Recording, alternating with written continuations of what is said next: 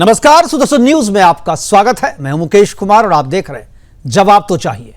जवाब तो चाहिए में आज हम चर्चा करेंगे प्रधानमंत्री मोदी के ट्रंप के न्योते को ठुकराने के पीछे की कहानी की। G7 की बैठक से लौटने के बाद ट्रंप ने प्रधानमंत्री मोदी से फोन पर बातचीत की। यह बातचीत करीब 35 मिनट की बताई जा रही है। इस बातचीत में ही अमेरिका के राष्ट्रपति डोनाल्ड ट्रंप ने प्रधानमंत्री मोदी को वाशिंगटन आने का न्योता दिया, जिसे प्रधानमंत्री ने अपनी व्यस्तता के कारण ठुकरा दिया। दरअसल प्रधानमंत्री मोदी को ओडिशा सरकार के 1 वर्ष पूरे होने पर आयोजित कार्यक्रम में शामिल होने के लिए भगवान जगन्नाथ की धरती पर पहुंचना था। प्रधानमंत्री मोदी ने ओडिशा के अपने कार्यक्रम में भी इस बात का जिक्र किया, लेकिन प्रधानमंत्री मोदी का ट्रंप के न्योते को ठुकराने के पीछे केवल यही वजह नहीं है। ट्रंप मोदी से पहले पाकिस्तान के air field marshal general Munir को डिनर पर आमंत्रित कर चुके थे और वो मोदी को मुनीर के साथ बिठाकर अपनी मध्यस्थता वाली झूठी थ्योरी को दुनिया के सामने सच साबित करना चाहते थे। भारत ने पहले ही यह साफ कर दिया था कि पाकिस्तान के साथ युद्ध को डी एस्केलेट करने या रोकने के लिए पाकिस्तान की तरफ से रिक्वेस्ट आई थी। डीजीएमओ के लेवल पर ही बातचीत हुई थी और भारत का मकसद पूरा हो जाने के बाद ही भारत ने इसके लिए अपनी स्वीकृति दी। लेकिन अमेरिकी राष्ट्रपति ट्रंप इसका क्रेडिट लेने के लिए एक्स पर पोस्ट कर सबसे पहले उसमें कूद पड़े और इसका क्रेडिट लेने लगे। ट्रंप को यह उम्मीद बिल्कुल भी नहीं थी कि भारत उसके इस कदम का तुरंत विरोध कर देगा और उसे खारिज कर देगा और दुनिया को सच बता देगा। लेकिन भारत ने इसे तत्काल खारिज करते हुए साफ कर दिया कि भारत किसी भी तरह की मध्यस्थता को स्वीकार नहीं करता है और न ही आगे करेगा। अमेरिका की कोशिश भारत और पाकिस्तान को बराबरी की तराजू पर तौलने की है और वह दोनों देशों के साथ एक समान व्यवहार कर पाकिस्तान को खुश करने की कोशिश कर रहा है, क्योंकि अमेरिका को भी पाकिस्तान की जरूरत है पाकिस्तान की, और वह पाकिस्तान का इस्तेमाल ईरान के खिलाफ करना चाहता है। पाकिस्तान के एयरबेस का इस्तेमाल किए बिना अमेरिका ईरान को घेर नहीं सकता। इसलिए ईरान इजराइल युद्ध में उतरने से पहले अमेरिका ने 15 दिनों का जो डिप्लोमेटिक डिले किया है वह इन्हीं सब कारणों से किया है। और आज अपने प्रोग्राम में ही हम इस चर्चा करेंगे कि मोदी ने भगवान जगन्नाथ के नाम पर ट्रंप का न्योता ठुकरा कर क्या भारत की संप्रभुता का सशक्त संदेश दिया है।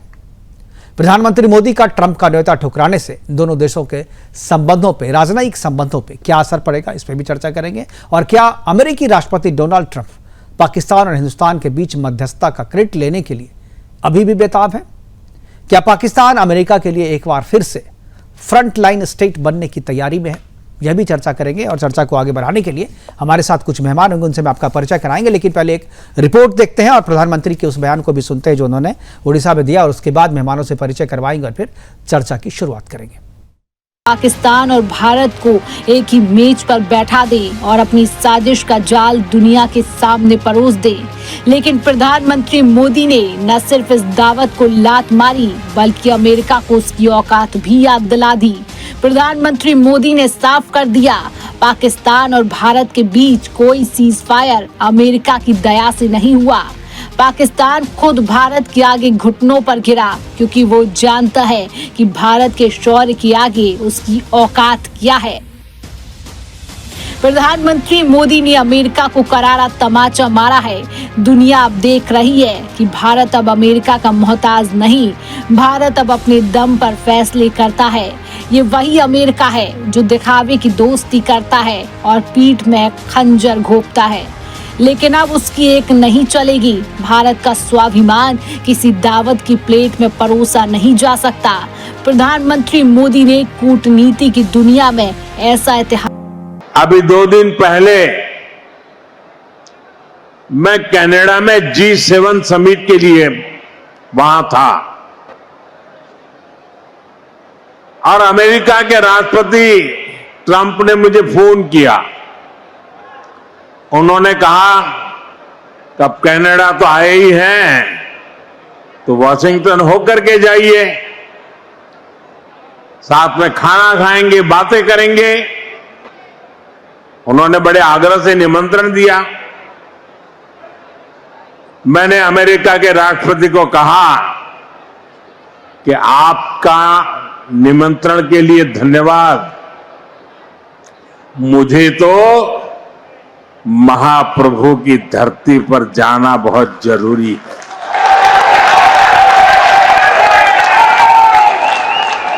और इसलिए मैंने उनके निमंत्रण को नम्रता पूर्वक मना किया और आपका प्यार, महाप्रभु की भक्ति मुझे इस धरती पर खींच करके ले आई है।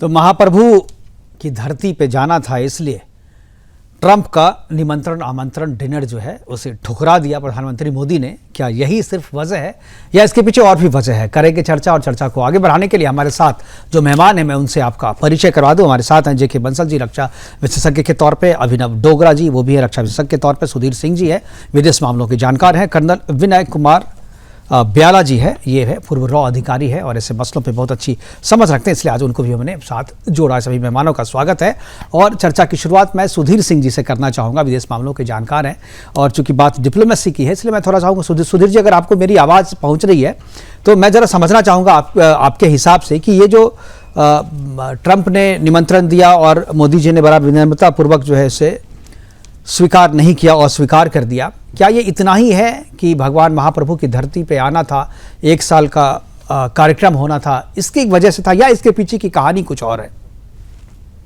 देखिए मुकेश जी, जो चल रहा है ऑपरेशन सिंदूर के उपरांत, खास करके आपने देखा कि अभी जनरल मुनीर को राष्ट्रपति ट्रंप ने बुलाया और लगभग उसी दिन कुछ घंटे आगे पीछे वो प्रधानमंत्री मोदी जी से मिलना चाहते थे।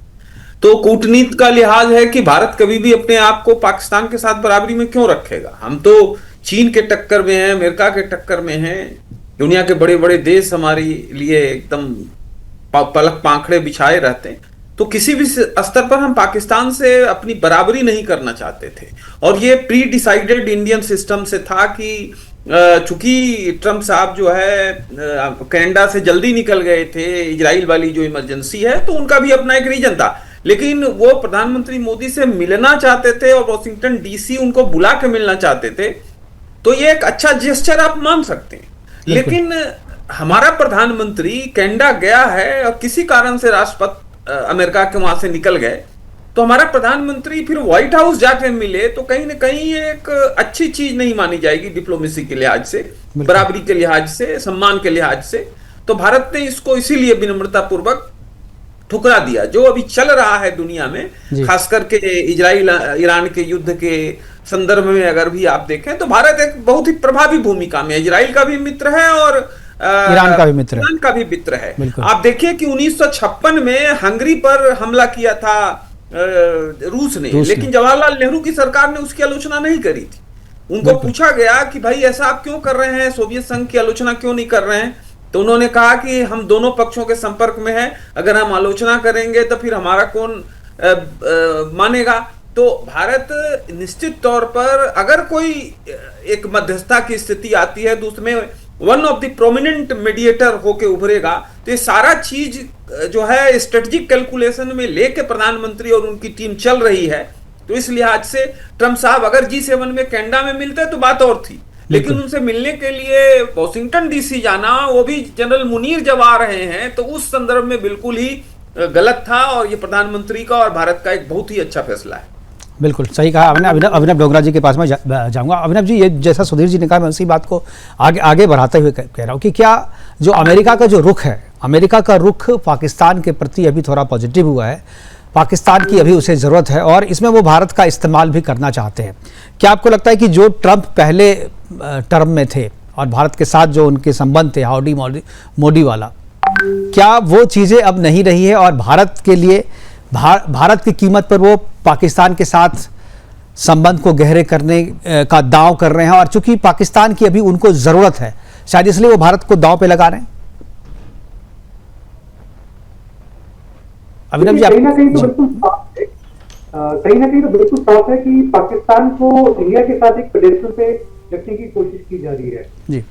मैं बिल्कुल सहमत हूँ ये सुधीर सिंह जी ने जो कहा कि आसिम मुनीर जी डिप्लोमेटिक प्रोटोकॉल होता है, उनको अभी आपने देखा 1-2 दिन पहले ही आसिम मुनीर जी को बुलाया गया वहां पे एंड वहां पे उनके साथ चर्चा की गई।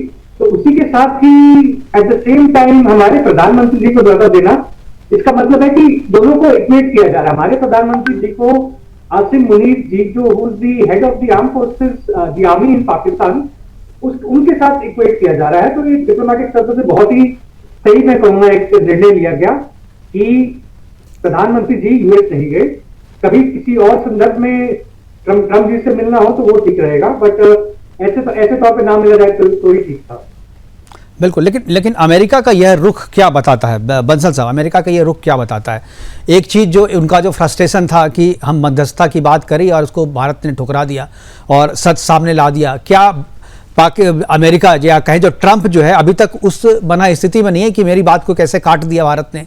शायद ये दिखाने के लिए, दोनों को साथ लाने के लिए ये चीज़ें कही गई थी, ये कोशिश की गई थी।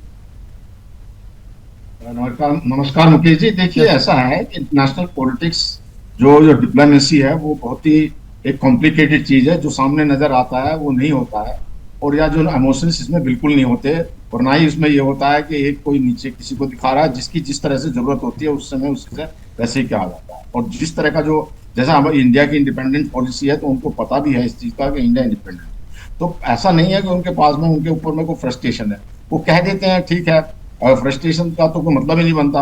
आप उनको ये भी पता है कि इंडिया की शक्ति क्या है, इंडिया को उनको क्वाड में चाहिए, चाइना को काउंटर करना चाहिए, तो चाइना के इंडिया के साथ में वो अच्छे रिलेशन बनाकर रखना चाहते हैं। और देखिए, बार बार इंडिया को वो ये भी कहते हैं कि हमारा F-35 आप विमान खरीदिए, जो इंडिया एक बड़ा मार्केट भी है। तो ये बातें इस तरह की नहीं है। जो पाकिस्तान है वो तो एक बिकाऊ स्टेट है, बिकाऊ कंट्री है, जिधर उसको थोड़ा कुछ पैसा नजर आ गया, प्रेशर आ गया, वो उधर को झुक जाता है, उसकी कोई औकात ही नहीं है। अब उनको जैसे मान लिया मुनीर को बोला होगा भाई हम उनको डॉलर दे देते हैं, F-35 दे देते हैं या F-16 दे देते हैं, तो इस तरह की जो बातें करी, उनको पैसा चाहिए तो वो किधर भी झुक जाए। भारत की अपनी एक इंडिपेंडेंट नीति है और भारत किसी के सामने बिल्कुल झुकता नहीं है, और बिल्कुल क्लियर कर दिया गया है। और ये रशिया यूक्रेन वार के टाइम में बहुत प्रेशर भारत की तरफ आया कि जो अभी जो वो रशिया का कुछ उसके बारे में कहें, लेकिन भारत ने दोनों को बराबर नजदीकियां बना के रखी। मैं दूरियां नहीं कहूंगा, नजदीकियां बना के रखी। जो है रशिया के साथ ऑयल भी खरीदा और वेस्टर्न कंट्रीज के साथ में भी रखा। और आप यहाँ पे ये देखिएगा कि जब भारत ने S-400 खरीदा तो अमेरिका ने बहुत जो है अपने हाथ पैर पीटे, लेकिन भारत ने खरीदा और कोई सैंक्शन नहीं लगाई। जबकि S-400 खरीदने की जो और कंट्री कोशिश करते थे, चाहे उसमें तुर्की भी हो, तो अवरोध डाला अमेरिका ने। तो अमेरिका इस तरह को इसको अच्छी तरह से जानता है कि भारत की अहमियत क्या है, और भारत के जो है वो सम्मान की दृष्टि से देखते हैं। हालांकि अपनी कोशिश करते रहते हैं कि कोई बात चल जाए उनकी, लेकिन भारत वो उस चलने में नहीं आने वाला। अभी यूँ तो देखिए, भारत को जो है तवर्रुर राणा को यहाँ पे दिया गया, उन्होंने भेजा। तो भारत का जो है अपना एक स्ट्रॉन्ग स्टैंड है, और जो हमारी इंडिपेंडेंट फॉरेन पॉलिसी है, और जो बिल्कुल सब बात इसको भी मानते हैं कि प्रधानमंत्री कई मंच पे ये कह चुके हैं कि ये युद्ध का समय नहीं है, और ये डेवलपमेंट का है, डिप्लोमेसी और डायलॉग से ही प्रॉब्लम का सॉल्यूशन हो सकता है, युद्ध से नहीं।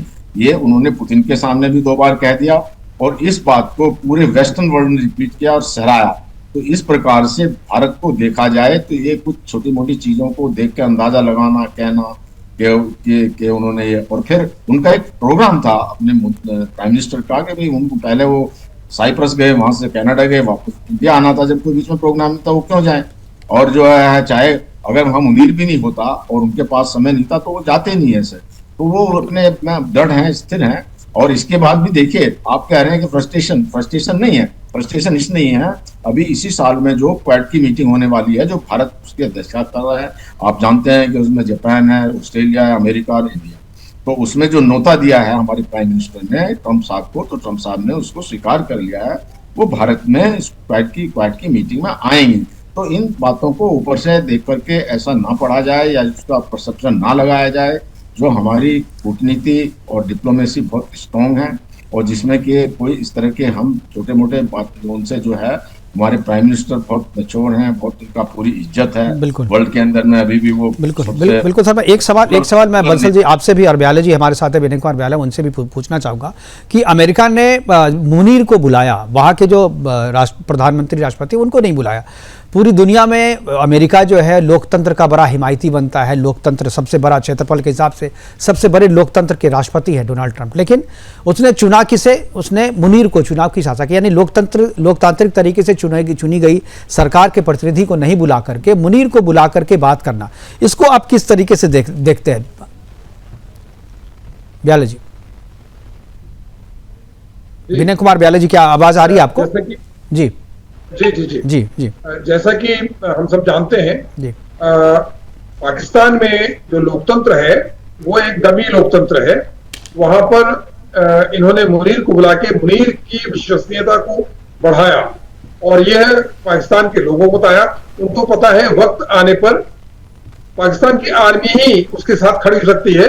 वहां के लोकतंत्र का तो ये नहीं पता कि आज नवाज शरीफ है, ये शहबाज शरीफ आज है कि कल नहीं है, और इसीलिए उसने इंपॉर्टेंस दी मुनीर को।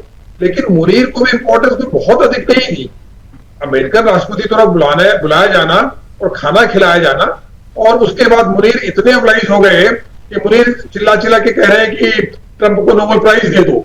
यह बड़ी सतही अंतर्राष्ट्रीय राजनीति है, इसका कोई महत्व नहीं है। और जहां तक मोदी जी को बुलाए जाने का प्रश्न है, देखिए मोदी जी को ट्रंप द्वारा बुलाया जाना एक बड़ा ट्रैप था।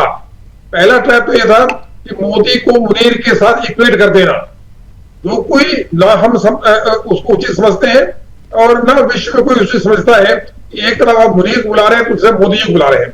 मोदी जी को आपने मिलना था तो G7 में भी मिल लेते। दूसरा जो सबसे बड़ा कारण है जो मोदी जी को बुलाने का, यह ईरान को लेकर कोई निर्णय लेने वाले हैं, इसमें दुविधा में है। या तो ये मोदी जी से उसकी सलाह लेते या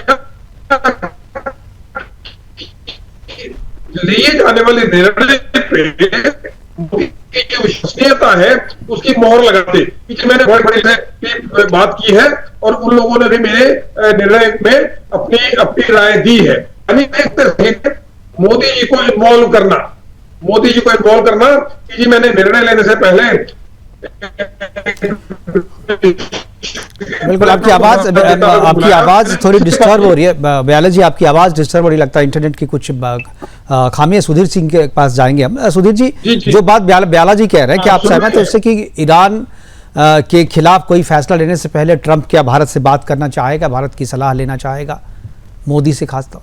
देखिए मुकेश जी, ये बहुत ही पेचीदा सवाल है। जनरल साहब ने सही कहा कि डिप्लोमेसी बहुत ही पेचीदा है, लेकिन एक बात इस पे आने से पहले मैं कहूं कि मुनीर चले तो गए ट्रंप से मिलने के लिए, लेकिन उनका जो सदाबहार दोस्त है चीन, वो अंदर से बहुत खोफ्त होगा। ये भी एक बहुत बड़ा एंगल है, क्योंकि चीन इन चीजों में बड़ा ही सेंसिटिव है। वो ऐसा सेंसिटिव है कि जैसे एक गर्लफ्रेंड अपने बॉयफ्रेंड के अलावा किसी और से बात करते पब्लिक में, तो उस तरह से चीन नाराज होता है। तो ये नाराजगी उन्होंने मोल ली, इसका गुल क्या खिलेगा ये तो आगे पता चलेगा। जहां तक ईरान वाली बात है, निश्चित तौर पर भारत महत्वपूर्ण है।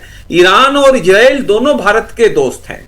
ईरान ने देखिए कि हमारे बच्चों को निकालने में अपनी फ्लाइट दी, बंद स्काई को खोल करके बच्चों को भेजा, जेस्चर है बहुत बड़ा। नेतन्याहू और मोदी जी से बहुत अच्छी केमिस्ट्री है, हमारी एक रणनीतिक साझेदारी भी है। ईरान के साथ भी हम काफी ज्वाइंट वेंचर्स कर रहे हैं। बिल्कुल। और भारत कभी नहीं चाहेगा कि जो है ईरान के साथ युद्ध भड़के। निश्चित तौर पर ईरान जिस पॉइंट पे अड़ा है परमाणु वाले मामले में, उसमें ईरान को भी थोड़ा सा एक समझदारी वाला फैसला लेना पड़ेगा, क्योंकि पूरी दुनिया नहीं चाहेगी कि एक ऐसा देश परमाणु हथियारों से सज्जित हो जाए जिस पर बहुत सारे देश उसी के खित्ते में नहीं चाहते कि ऐसा हो। सऊदी अरेबिया ले लीजिए, यूनाइटेड अरब अमीरात ले लीजिए, कुवैत ले लीजिए, मध्य पूर्व के सारे देश ईरान से चिढ़ते हैं। तो ये कहीं ना कहीं एक स्थिति है, ईरान को रिकंसाइल करना होगा। जिस तरह की तबाही का मंजर पूरे ईरान में फैल रहा है, वो ईरान के लिए एक बड़ी ही त्रासदी भरा चीज है। अब ये तबाही का मंजर इजराइल में भी है। तो ये दोनों बात को देखते हुए मुझे लगता है कि अगले 3-4 दिनों में अगर कुछ मेडिएशन की बात होती है तो भारत उसमें अहम भूमिका निभाएगा। और अगर मेडिएशन होनी है तो 3-4 दिन के अंदर हो जाएगी, नहीं तो फिर ये युद्ध फर्दर भड़केगा। अच्छा सुधीर सिंह जी, एक चीज अभी आपने कहा कि जो उसके आसपास के दूसरे कंट्री हैं, कुवैत है और अरब अमीरात है, ये सब सारे चिढ़ते हैं। क्या ये शिया सुन्नी का भी मसला लगता है क्या आपको? देखिए मुकेश जी, इस पे मैंने बहुत काम किया है, लेकिन ये संदर्भ जो है वो शिया सुन्नी एक एस्पेक्ट है, जरूर है, बहुत बड़ा एस्पेक्ट है, लेकिन उससे बड़ा जो एस्पेक्ट है मुकेश जी, वो ये है कि जो मध्य पूर्व में लीडरशिप की बात है, बिल्कुल, वो ईरान चाहता है कि उसके हाथ में लीडर हो, और पूरे दुनिया में जो मुसलमानों का एक लीडरशिप है वो भी ईरान चाहता है कि हम हथियार लें, और उसमें ईरान ने एक रणनीतिक बढ़त ले ली है, क्योंकि इजराइल से ईरान लड़ रहा है। आप मुस्लिम देशों की राजनीति को देखें, वहां पॉलिटिकल इस्लाम बहुत ही पावरफुल है। आप कुछ भी करिए, अल्लाह के नाम पर बेल आउट हो जाइए। अल्लाह का इतना मंजर है कि आप हर बेईमानी करिए और अल्लाह के नाम पर निकल लीजिए। तो ईरान जो है वो इजराइल से इस तरह से खुलेआम लड़ जो रहा है, मिसाइल फेंक रहा है सुपरसोनिक, और बहुत तबाही इजराइल में किया हुआ है। तो उससे ईरान को एक मनोवैज्ञानिक बढ़त, एक नेता बनने के लिए इस्लामिक वर्ल्ड का मिल रहा है। फिलिस्तीन का मामला नेपथ्य में चला गया है, लेकिन जो उसके मूल बात यह है, सिया सुन्नी एक एस्पेक्ट है, लेकिन मूल बात है कि मुस्लिम वर्ल्ड का लीडरशिप।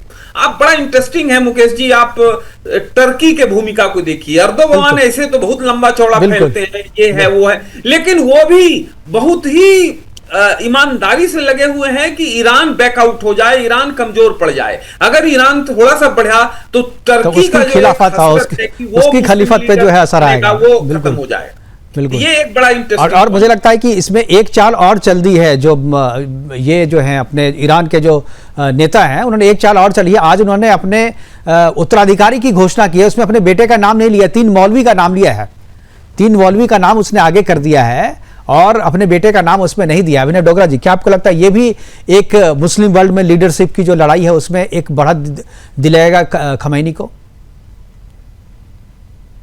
देखिए, ये जो मुस्लिम वर्ल्ड की ये लीडरशिप का सवाल है, बहुत ही एक पेचीदा सवाल है। It is not as simple as it seems. इसका कारण मैं बताता हूँ। जो फॉल्ट लाइन जो है बहुत ही पुरानी है। ये fault line they run back to the time when the Muslims were taking care of Central Asia, governing Central Asia and parts of Europe. तभी से वो ये डिवाइड बहुत ही बहुत ही प्रोफाउंड रहा है।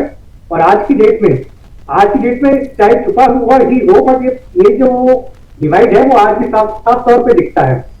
यही मैं बात बताता हूँ, अगर यही बात 90s के दशक में हुई होती, अगर इजराइल ने ईरान के ऊपर या किसी और देश के ऊपर, जॉर्डन या इजिप्ट पर कोई अटैक किया होता, तो बाकी मुस्लिम देशों ने भी इसका डायरेक्ट विरोध मिलिटरली किया होता। ये चीज अभी दिखने में बिल्कुल नहीं पाई गई है। And this kind of political assumption, political behavior clearly reeks of divide within the Islamic fraternity. बिल्कुल, ब्याले जी मैं आपके पास आऊँगा। क्या जिस तरीके से ये लड़ाई चल रही है और जिस तरीके से ईरान इससे पहले भी इजराइल के साथ लड़ता था, लेकिन वो अपने प्रॉक्सी का इस्तेमाल करता था, डायरेक्ट लड़ाई में कभी नहीं है, डायरेक्ट सीधी लड़ाई कभी नहीं है। सीधी लड़ाई पहली बार है, जैसा कि सुधीर सिंह जी कह रहे हैं कि सीधी लड़ाई को मोल लेकर के वो लीडरशिप, इस्लामिक लीडरशिप के मामले में थोड़ा आगे निकल गया है। लेकिन क्या आपको लगता है कि इसका अंत जो है वो ईरान के पक्ष में होगा? क्योंकि अगर ईरान ये लड़ाई हारता है तो फिर तो खिलाफत तो गई, खलीफत तो गई, बाकी उनका अस्तित्व भी नहीं रहेगा वहां पे। मेरे से पूछा आपने सवाल? जी बंसल जी। देखिए, सबसे पहली बात ऐसा है, आजकल के युद्धों में किसी को विजेता या किसी को हारता हुआ कह देना बहुत आसान नहीं है। आजकल के युद्ध में देखिए, आजकल ये ट्रेडिशनल युद्ध नहीं है, पारंपरिक युद्ध नहीं है, पैदल सेनाएं कहीं नहीं है। आप मिसाइल से लगातार फायर कर रहे हैं, बिल्डिंगें तोड़ रहे हैं। इसमें कौन जीतेगा, हारेगा? ब्याला जी, आपकी आवाज जो है ना, लगता है जी कि मुझे आपका इंटरनेट, आपके इंटरनेट पे कुछ प्रॉब्लम है। ब्याला जी, मैं अपने पीसीआर की टीम से कहूंगा एक बार कनेक्शन जरा ठीक करें। मैं यही सवाल बंसल जी से पूछना चाह रहा हूं। बंसल जी, जरा अगर सवाल आपने सुन लिया है तो प्लीज आप इसका आंसर कर सकते हैं। मैंने आपका सवाल सुन लिया है। आपने ये कहा है कि ईरान जो अपनी प्रॉक्सी के थ्रू लड़ाई कर रहा है। आप ये देखिए, इसको अगर इसकी आप बैकग्राउंड में जाएं तो ईरान क्या कहता है कि इजराइल को खत्म करना, इजराइल को नहीं, मतलब छोड़ना नहीं। अब ये बताइए कि इजराइल जो है 1500 किलोमीटर दूर है ईरान से। ईरान का इजराइल के साथ क्या लेना है? बॉर्डर नहीं, बिल्कुल। इस्लामिक कट्टरवाद की वजह से इन्होंने प्रॉक्सी तैयार की है, हिजबुल्लाह, हमास और हुती, और वो जाके उनको इजराइल को पे मतलब उनके ऊपर अटैक कर रहे हैं, जिसको इजराइल ने सबक सिखाया। अब जो बाकी के पास के बाकी में देश हैं, जिसमें जॉर्डन आ जाता है, मिस्र आ जाता है, सीरिया आ जाता है, लेबनान है, उनके साथ भी जो है इजराइल ने लड़ाई लड़ी और फिर समझौते भी हो गए। तो जो कट्टरवादिता है, जो इस्लाम के नाम पे जो इजराइल के ऊपर में अटैक कर रहा है ईरान, असली मामला तो ये है। और ईरान में जो एक कट्टरवादिता इतनी भयंकर है कि अपने लोगों को उन्होंने इतना त्रासदी में डाला हुआ है। अभी जब पहले भी मैंने शायद कहा कि 150 बिलियन डॉलर की संपत्ति जो है खामनेई के पास में पड़ सकती, जाके वहां की जनता भूखों मर रही है और उनको इतने उनके मानव अधिकार जो है सारे हनन है, लेडीज को कोई स्वतंत्रता नहीं है, प्राइवेट डॉग्स को आप घुमा नहीं सकते। और ये जो कट्टरवादिता है, इसी की वजह से जो है जो इराक ने ईरान के ऊपर अटैक किया था, वो इसलिए कहा था कि कहीं हमारे देश में भी ये ना फैल जाए। इसके अलावा जो ईरान की एक और जो आपने एक प्रश्न कहा था कि बाकी लोग क्यों नाराज रहते हैं, बाकी जो अरब कंट्रीज, वो इसलिए रहते हैं कि इस्लाम के नाम पर जो वहाँ के शासक हैं, जो राजशाही है, उसको भी खत्म करना चाहता है ईरान, उसके पक्ष में नहीं है। और आप जो खलीफा बनना चाहते हैं आज के जमाने में, क्या कभी के भी जमाने में कोई हथियार से आप खलीफा नहीं बन सकते। आपकी इकोनॉमी क्या है, आपकी इकोनॉमी बिल्कुल ध्वस्त है। वही जो तेल इनके पास में है, वही तेल सऊदी अरबिया के पास में, यूएई के पास में, बहरीन के पास में, वो प्रोस्पर कर रहे हैं। लेकिन ये नीचे क्यों जा रहे हैं कि सिर्फ इन्होंने एक ही सोचा हुआ, हमको इजराइल को खत्म करना है, न्यूक्लियर वेपन बनाना है। सारे वर्ल्ड के जो है इनके ऊपर ज्वाइंट कॉम्प्रिहेंसिव एग्रीमेंट हुआ था, जिसमें कि इनको जो संवर्धन नहीं कर रहा था, उसके बाद में इन्होंने जो ईरान ने जो संवर्धन किया है, तो इस तरह की जो, और यही ईरान जो 1980 में जब इराक ने एक संयंत्र लगाया था न्यूक्लियर प्लांट, तो उसके ऊपर अटैक कर दिया था उसको बंद करने के लिए। हालांकि ये कुछ नहीं कर पाए और वो इजराइल ने फिर अटैक करके किया। तो ये जो इस तरह की ये मानसिकता है, ये सारा असल में ये लड़ाई जो है वो एक आइडियोलॉजिकल वार है। ये जो सबके अपने अपने विचारधारा की लड़ाई है, इसमें जो उनकी विचारधारा की लड़ाई में अस्तित्व का भी सवाल है कि जो 15 दिन का समय लिया है ट्रंप ने, अचानक बीच में कहा कि 15 दिन का समय चाहिए, ब्रेक चाहिए।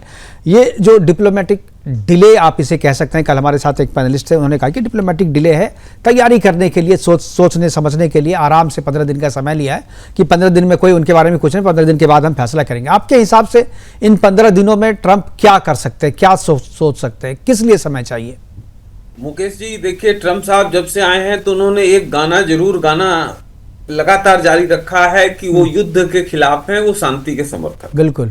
तो अगर ट्रंप साहब सीधे इसमें वार में चले जाते हैं तो वो उनका गाना तो बेगाना हो जाएगा। तो एक तो उस छवि को बचाना है, दूसरा ये है कि ट्रंप ये चाहते हैं कि बगैर लड़ाई लड़े हो जाए, लेकिन ये इतना आसान नहीं है, क्योंकि सऊदी अरेबिया बहुत ही आग्रह पूर्वक अमेरिका से कह रहा है कि ईरान को चूरने का यही वक्त है।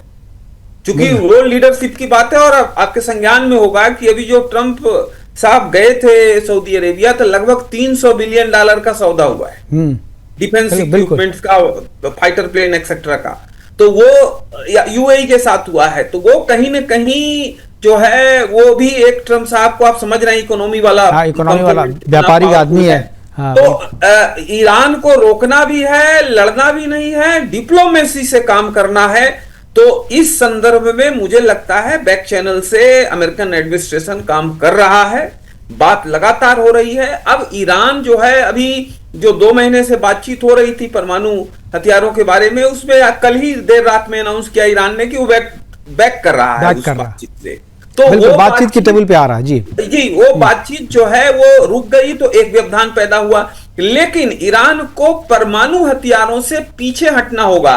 IAEA जो वियना में स्थित संस्था है जो परमाणु हथियारों को ग्लोबली मॉनिटर करती है, उसका बयान आया है कल देर रात में कि ईरान निश्चित तौर पर परमाणु हथियार बनाने के करीब पहुंच गया है, जो कि इजराइल भी कह रहा है। बिल्कुल, ये हमारे लिए अस्तित्व का खतरा हम होने नहीं देंगे। तो ये ईरान गारंटी देगा, तो मुझे लगता है कि रसिया, चाइना सब एग्री होंगे। भारत भी ईरान को सलाह देगा कि भाई यहां पर मध्यस्थता करने की जरूरत है यहां पर। तो ये लगभग कूटनीति इसी पर डिप्लोमेसी अमेरिकन एडमिनिस्ट्रेशन का कर रहा है, और मुझे लगता है कि बगैर लड़ाई को भड़काए ट्रंप एडमिनिस्ट्रेशन इसको डील करना चाहता है। अच्छा, एक चीज और मैं जानना चाहूँगा आपसे और बंसल साहब, मैं दोनों से ये करूँ, ये जो अगर लड़ाई खींचती है, तो चूंकि भारत का ईरान के साथ भी तेल लेने का जो है हमारा व्यापारिक संबंध है उनके साथ, तो भारत को अभी केवल वेट एंड वॉच की स्थिति में रहना चाहिए, या भारत को प्रयास करना चाहिए कि युद्ध जल्द से जल्द खत्म हो? और अगर नहीं होता तो भारत पे इसका क्या असर पड़ेगा, आर्थिक मोर्चे पे भारत को क्या असर पड़ेगा?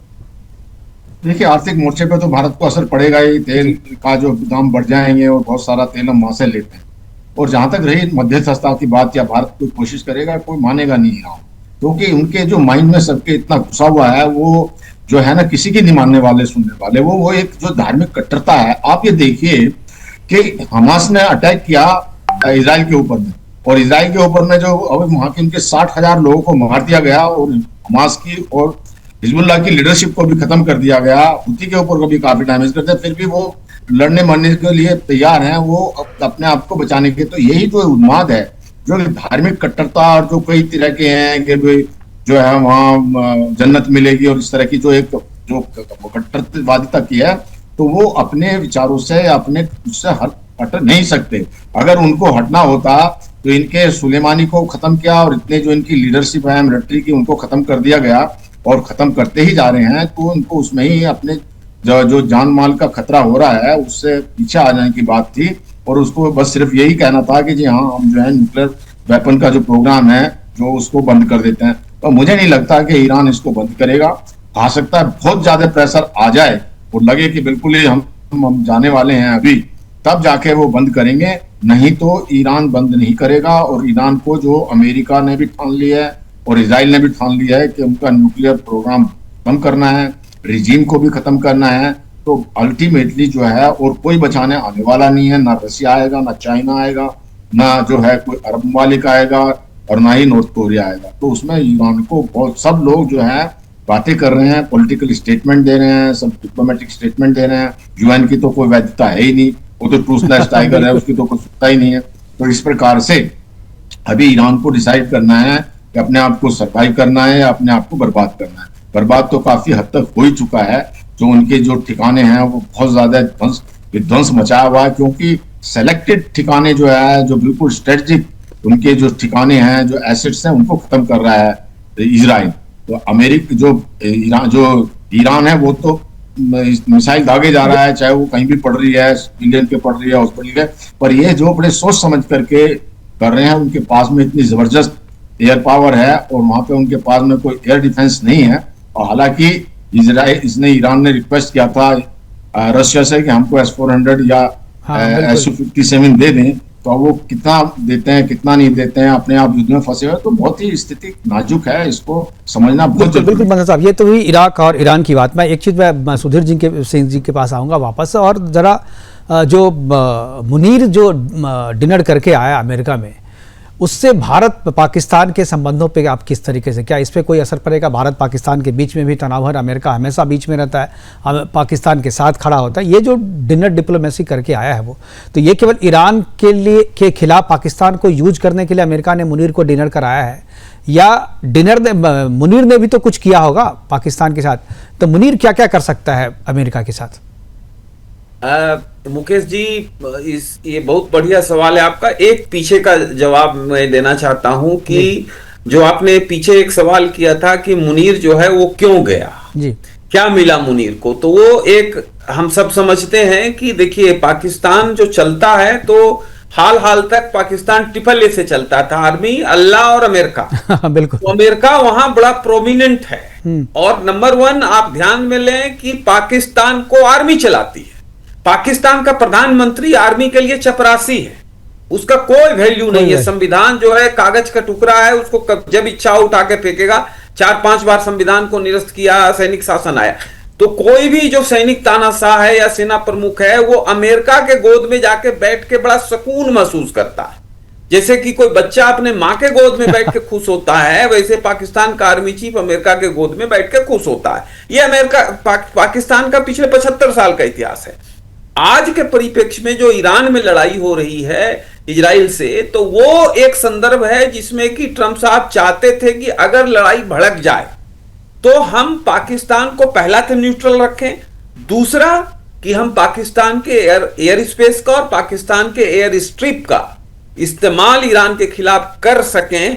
ये डील थी, और उस डील के एवज में IMF वगैरह से कुछ, जो पाकिस्तान तो कर्ज के ऑक्सीजन पे चल रहा है, कभी चीन ऑक्सीजन देता है, कभी IMF ऑक्सीजन देता है, कभी सऊदी अरेबिया ऑक्सीजन देता है, कभी UAE ऑक्सीजन देता है। तो IMF से कुछ अमेरिका जरूर उनको $4-5 बिलियन डलवा देगा उनके कटोरी में। ये मोटा मोटी समझ आई है। लेकिन पाकिस्तान की राजनीति में अमेरिका मुनीर अभी बहुत पावरफुल हो गए।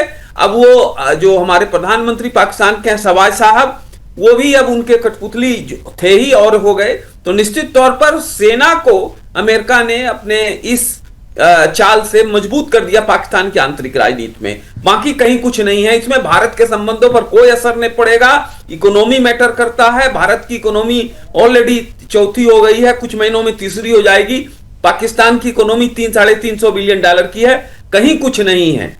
ये सिर्फ वक्त की बात है, ये फेड अप हो जाएगा मामला। बिल्कुल, मतलब पाकिस्तान का इस्तेमाल करने के लिए मतलब ये कि जो पैसा दो और इस्तेमाल करो जमीन का, वही है पाकिस्तान का हाल। फिलहाल हमारे पास समय हो गया है प्रोग्राम को वाइंड अप करने का। हमारे साथ जुड़ने के लिए सुधीर जी आपका, जेके बंसल जी आपका और ब्याला जी आपका, और रक्षा विशेषज्ञ के रूप में हमारे साथ अभिनय डोगरा जी जुड़े थे, उनका भी बहुत बहुत धन्यवाद। आप लोगों के साथ जो बातचीत की, जो आपने अपने ख्याल, अपने विचार जो व्यक्त किए, उससे हमारे दर्शकों को काफ़ी कुछ समझ में आया होगा।